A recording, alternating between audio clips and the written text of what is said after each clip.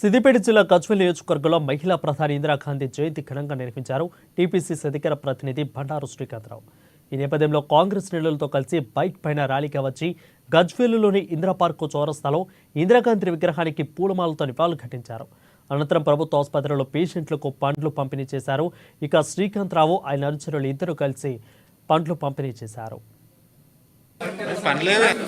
Congress party ఆధ్వర్యంలో ఇందిరాగాంధీ జయంతి సందర్భంగా మరి పూలమాలలు వేయడం జరిగింది.